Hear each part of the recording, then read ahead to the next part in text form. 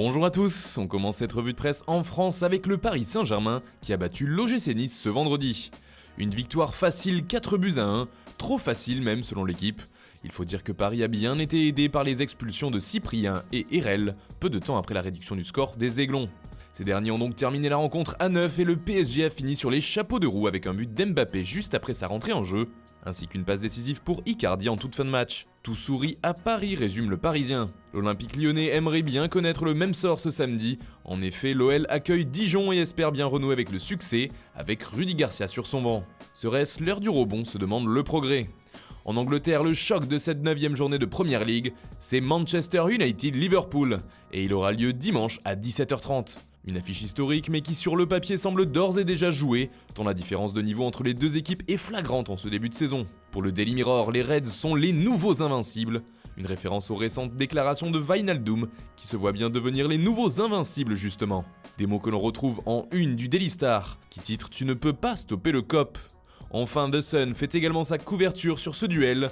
Mais là, le ton est différent, rien de spécial écrit le tabloïd, car Virgil van Dijk a affirmé que la rencontre contre United n'était pas leur plus gros match, des mots qui feront sûrement plaisir aux Red Devils. On part maintenant en Espagne où le Real Madrid doit faire face à une vague d'absence ce week-end.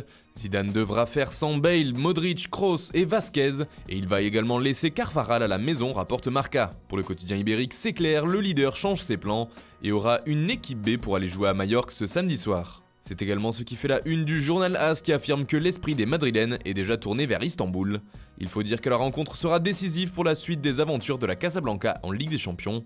A noter également que sur le site internet de Marca, on apprend que Madrid compte ses sous pour Paul Pogba. Une opération qui semble compliquée pour le club de Florentino Pérez, c'est en tout cas ce qui se dirait en interne. La principale raison serait le salaire du joueur, lui qui touche environ 17 millions d'euros. Cela déclencherait un déséquilibre dans la hiérarchie des salaires, très important au Real.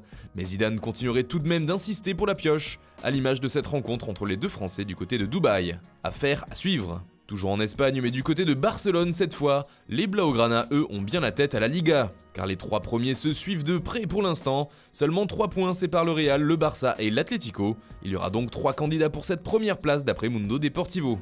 Le FC Barcelone joue à Eibar ce samedi à 13h, tandis que l'Atlético reçoit Valence à 16h.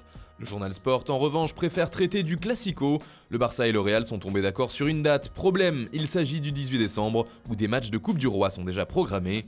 La Liga a donc demandé à ce que la rencontre soit jouée le 4 décembre et le comité de compétition de la Fédération espagnole de football a demandé aux deux formations de trouver un nouveau terrain d'entente, un accord qui devra être fixé avant ce lundi. Enfin, on termine ce tour de la presse par l'Italie, où Zlatan Ibrahimovic fait les gros titres. La star suédoise a donné une interview exclusive à la Gazzetta dello Sport, dans laquelle on apprend son désir de rejouer en Serie A. « Je veux revenir en Italie », a-t-il avoué, avant de montrer une nouvelle fois sa légendaire confiance en lui.